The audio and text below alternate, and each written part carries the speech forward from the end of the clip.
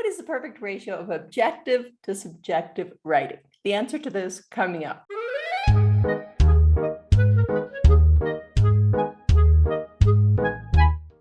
So today I want to talk to you about objective writing and subjective writing in your book, and you need both of them. So a lot of people ask me, Wendy, how much subjective writing should I have in my book? How much objective writing? So today I'm going to answer that question. First of all, what is subjective writing? What is objective writing? I think the easiest way to distinguish them is that objective writing is basically anything that you see or hear. So anything that anyone would have seen or heard had they witnessed the scene that you're writing about. So it's objective. So if objective writing is what you see or hear, subjective writing is what you think at the time. It's your personal opinion, what I often call putting us inside your head. It's your particular point of view, your version of an event that you lived through. So what I've done is I've taken this excerpt from this novel and I have removed all of the subjective writing. So I want you to get two things out of this. First of all, I want you to understand how a huge proportion of the writing in your book should actually be subjective. And second of all, I really want you to understand that a reader cannot understand your story without subjective writing. So you'll see what I mean after I give you the before and after version of this excerpt. Before I get into this, please hit the like or subscribe button.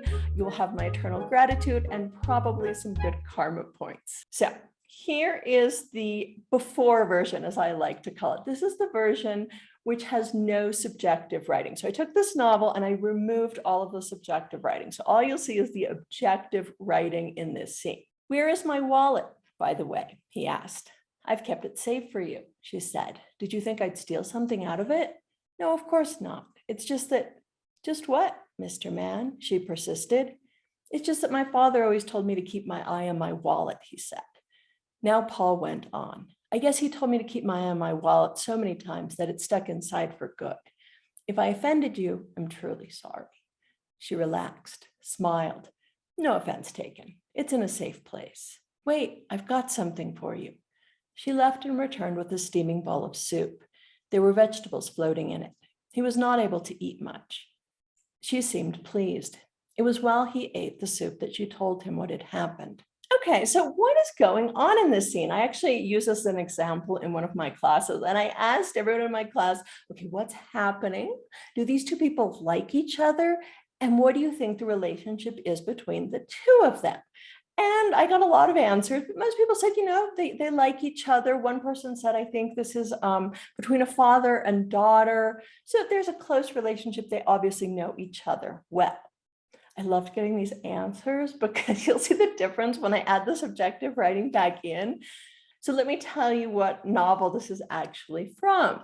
This is from the novel Misery, written by Stephen King. So these two people, the relationship they have between them is kidnapper and victim. So you take the subjective writing out and really, it's impossible for a reader to understand what's actually going on in your scene. Let me give you the after version with the subjective writing put back in. Where's my wallet, by the way? He asked. I've kept it safe for you, she said. Her smile suddenly collapsed into a narrow watchfulness he didn't like much. It was like discovering a deep crevasse, almost obscured by summer flowers, in the midst of a smiling, jocund meadow. Did you think I'd steal something out of it? No, of course not. It's just that the rest of my life is in it, he thought. My life outside this room, outside the pain, outside the way time seems to stretch out like the long pink string of bubble gum a kid pulls out of his mouth when he's bored. Because that's how it is in the last hour or so before the pills come. Just what, Mr. Man? She persisted, and he saw with alarm that the narrow look was growing blacker and blacker. The crevasse was spreading, as if an earthquake was going on behind her brow. He could hear the steady, keen whine of the wind outside, and he had a sudden image of her picking him up and throwing him over her solid shoulder, where he would lie like a burlap sack slung over a stone wall, and taking him outside and heaving him into a snowdrift. He would freeze to death, but before he did, his legs would throb and scream.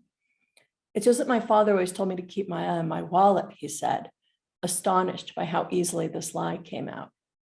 His father had made a career out of not noticing Paul any more than he absolutely had to, and had, so far as Paul could remember, offered him not a single piece of advice in his entire life. On Paul's 14th birthday, his father had given him a Red Devil condom in a foil envelope.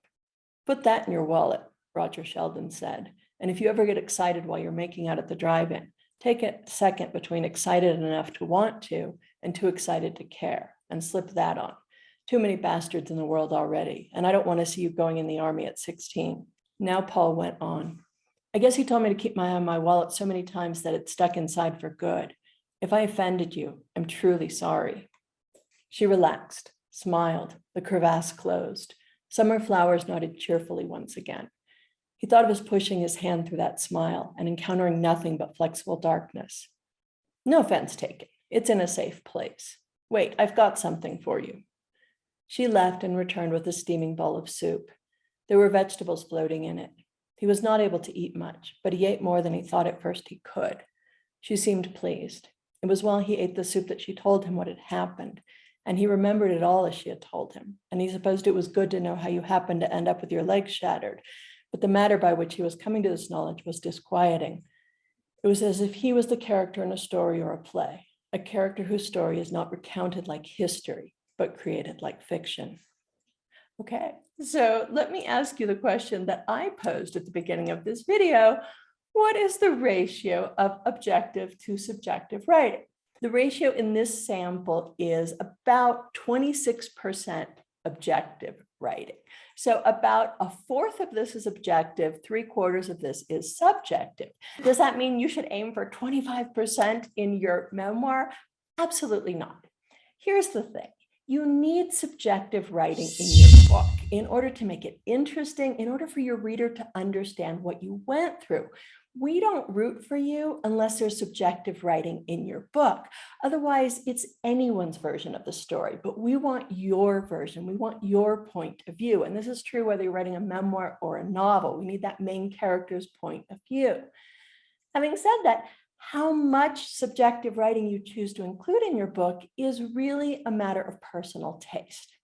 I will tell you that there is a continuum, and I would say that the more literary your book is, the more subjective writing it will contain. The more commercial your book is, the more objective writing it will contain. So in Stephen King's later books, he actually has a lot more objective writing. I would argue that he becomes more of a commercial writer. This was early on in his career. So how much subjective writing you choose to include in your book is really up to you.